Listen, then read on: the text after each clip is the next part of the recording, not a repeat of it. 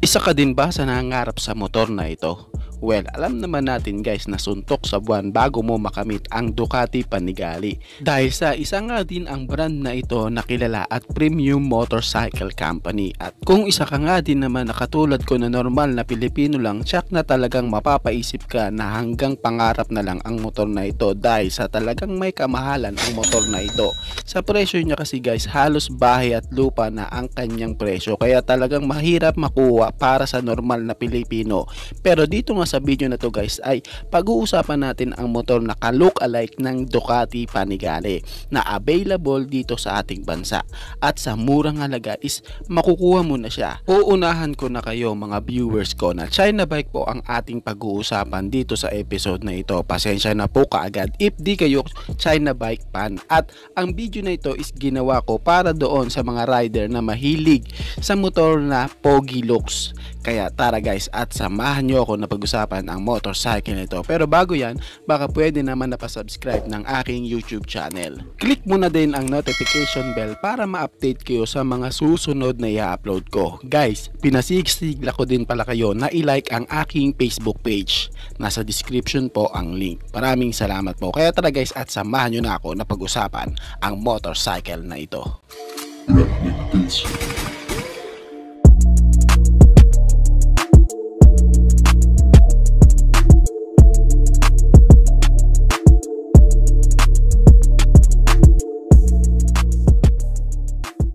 Ang tinutukoy ko nga guys is si Motorstar Z200S. Alam kong kilala at alam kong matagal nyo na nakikita ang motor na ito dito sa ating bansa. Well, gusto ko lang po i-share sa inyo kung bakit Z200 ang napili ko na new bike. Number 1 guys is yung kanyang looks na konting modified lang is makakamit mo na ang Ducati Panigale looks na motor. Syempre sa kanya ding napaka-sharp na disenyo at napaka-aggressive na design. Samahan mo pa sa napaka-aerodynamic and sporty talaga ang datingan ng motor na to. Sa mga di po nakakaalam, bago pa lumabas si Z200S, meron pong mga nauna na mga old model. Meron nga din po sila na Z250 si Motorstar at si Z200R, pero sa kasalukuyan nga is si Z200S at ang itsura niya na ito na nga po ang talaga makikita mo. Kung pag-uusapan sa kanyang power output guys, masasabi ko talaga na di siya pang 200cc na power output. Kung titignan nga natin ang maximum power na NS200 na naked bike ito, meron siyang 18 kilowatts o 24.5 PS at 9,750 RPM, at meron siyang maximum torque na 18.74 Nm of torque at 8,000 RPM na malayong malayo kay Z200 na merong 15 HP at 13 Nm of torque. Well, bakit kaya? Dahil sa Z200 kasi guys is murang sports bike at ginawa para sa mga simpleng mamayan na Pilipino na nangangarap din na kahit papano is magkaroon din ng murang motor pero malakas ang datingan. Syempre si Z200 is naka 2 valves lamang po, unlike sa iba na naka 4 valves na,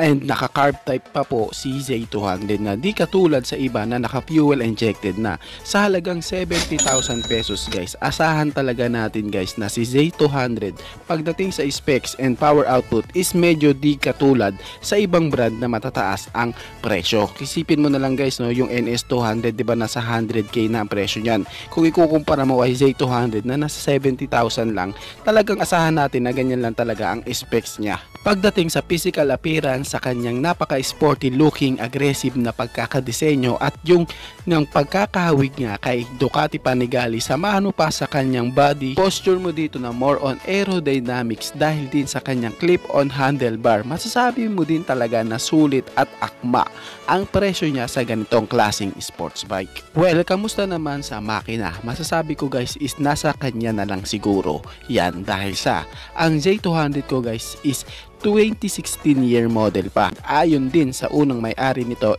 di pa nga to nagkakaproblema ang kanyang makina. Syempre ito din is pina-check ko na at okay na okay pa din naman siya.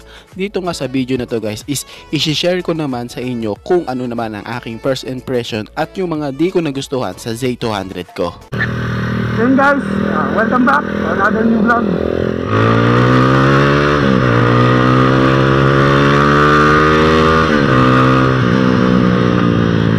So ito, pagpasensya pasensya nyo na nga pala guys, no, kung wala tayong side mirror ngayon. Ito nga yung K200, ito yung aking impression dito sa motor na to. Para sa akin napaka-solid ng body position niya. 5'11 ako, so saktong-sakto para sa akin, napaka flat footed ko, no. Pero kung ang height mo siguro is 5'4", pwede pa rin ito sa'yo, medyo tiptoe ka lang. Sa power, medyo ulang talaga guys, yun na masabi ko, no. Yun lang yung doubt dito, yung power niya is kulang sa kanya para sa 15 horsepower, 200cc. Kumbaga hindi talaga accurate. Para dun sa mga rider na ang habol is pogi looks. Siyempre, katulad ko, pangarap ko yung Panigale ng Ducati. Eh dahil sa may kataasan niya naman talaga ang presyo nun, so hindi ko siya kinuha. So hanap tayo ng motor na medyo kahagod yan. Eto nga, Z200, no? Gagawin natin sa Ducati Master Style. So sub gaming ka talaga dito guys. Ito yung motor mo, sub gaming ka talaga dito. Tapos ang doubt lang din sa kanya is yung kanyang vibration. Diba dati naka Sigma 250cc na ako, and eto nga nag Z200 naman ako ngayon. Yung vibration niya, kung ikukumpara mo dun sa dalawa, medyo may kalakasan yung vibration nito. Pero para sa akin ngayon is okay lang kasi nga may mga nabago na rin ako dito. So naging soft naman na yung engine niya, hindi na siya vibrate, hindi na siya ma-vibrate. And isa pang doubt dito guys is yung kanyang gearing, kasi hanggang 5th gear lang siya. Bakit? Kasi guys, meron siyang emergency kickstart, no? Halimbawa, hindi gumana yung baterya nyo, meron siyang emergency kickstart. Ngayon, kung ang habol mo talaga sa motor guys is yung power na kahit 150cc lang is mabibigyan niya yung hinahanap mo na power, I think mag-R15 ka talaga, o yung ibang mga sports bike na 150cc ng ibang ng mainstream brand. Pero itong video na to guys, ginawa ko to para dun sa mga rider na ang habol sa motor is pogi looks, no? Siyempre, kung gusto mo rin naman ng may power si Z200, may paraan din dyan. Kahit upgrade ka lang ng yung kahit card, CDI, diba? Lalabas naman ang power ni Z200. Pero talagang kahit sports bike siya guys, no? Kasi ang iniisip kasi ng ilan, bakit daw ganoon? Sports bike pero mabagal daw. Well, tulad nga ng sinabi ko, sa halagang 70,000, diba? 70,000 pesos, meron ka ng sports bike na hindi basta-basta din yung itsura. Kaya talagang yung motor na to is ginawa para nga sa mga rider na katulad ko. Ang habol lang is looks, diba? Kung power, meron din naman, pero hindi mo talaga katulad ng 150cc ng ibang mainstream brand na sports bike na talagang ibibigay yung hinahanap mo. Then kung gusto mo naka Z200 ka tapos sisiba ka ng Raider all stock, malabo yun, no? Kaya itong video na to guys is pang-remind na rin para dun sa mga gusto magkabit ng Z200 na yung 200cc na to guys is ginawa, no, or pinreduce yung Motorstar dito sa ating bansa para dun sa mga rider na mahilig sa mga pogi looks na motor, diba?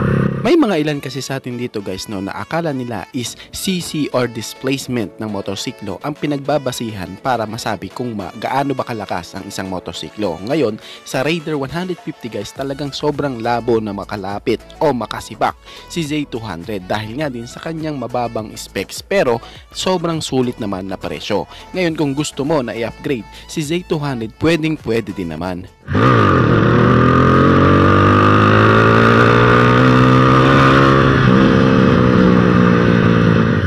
Guys, okay din para sa akin. Kumbaga, binili ko kasi itong motor na to guys para ngayon, yun na nga, pang daily use, pang vlog, hindi na sa pang racetrack. Kaya ngayon, syempre, bakit nasabi ko na ito yung kamukha ng Ducati Panigale? Kahit saan naman natin tignan ang angulo guys, diba? Ayan nga, tulad ng mga larawan na ipapakita ko, ayan. Credit to the owner nga pala guys, no? Yan guys, is Z200 lang. Pero tingnan nyo, konting modified lang, mukha na siyang Ducati Panigaya. Yun nga tawag nila dito Ducati Panigaya. sa halagang 70,000 pesos at isa ka rin naman na simpleng rider lamang, I think na I recommend this bike para sa iyo dahil sa hindi na rin talaga magpapahuli ang itsura at ang kanyang pagiging sports bike ng Motorstar na ito, dahil pwede mo na rin talaga itong ipang diinan sa kanyang forma dahil sa kakaiba rin talaga at hindi agad naluluma ang itsura nito. Yung mga goods para sa kanya naman, siyempre, yung itsura. Sporty talaga ang motor na to, yung kanyang itsura. Makikita talaga natin na napaka-sporty niya. Siyempre yung pangalawa, yung kanyang panel gauge. Tingnan nyo naman, fully digital na siya. Isa pa nga pala sa nagustuhan ko dito guys is yung kanyang handlebar. Clip-on handlebar na siya. Hindi siya katulad ng Sigma 250 na naka upright position na handlebar, yung medyo parang nakatayo pa. Ito tuloy parang sports touring na motor. Overall naman guys, maganda talaga si Z200 yung titignan. Kung ikaw isang rider na katulad ko na ang habol is Pogi Lux na motor, pwede sa ito. Pero kung gusto mo naman Pogi Lux na mura lang, so ito na nga, at magkaroon din ng matinding power, pwede mo din talagang i-upgrade ang power ng Z200. Siyempre, may ilalakas pa to guys. Siyempre, kahit titingnan mo naman talaga, di ba guys, 70,000 pesos lang na sports bike, ganito na kaganda. Konting abubot lang, popogi na lalo, di ba? Mahirap talaga maabot ang motor na Ducati Panigale. Talagang suntok sa buwan ang presyo ng motor na ito.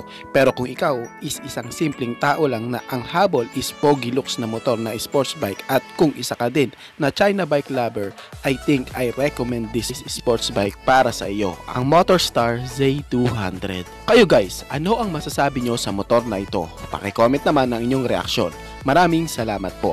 Bago matapos ang video na to guys, baka pwede naman na pahingi ng isang like mula sa inyo. Maraming salamat po. Sa tingin ko guys is dito ko na lang po tatapusin ang ating vlog. I hope na nag-enjoy kayo sa aking hinandang video para sa inyo. Pinasisigla ko rin kayo guys na i-subscribe ang aking YouTube channel. I-click mo na din ang notification bell para ma-update kayo sa mga susunod na i-upload ko. Maraming salamat po. So dito ko na lamang po tatapusin. Ichi boy. Thank you!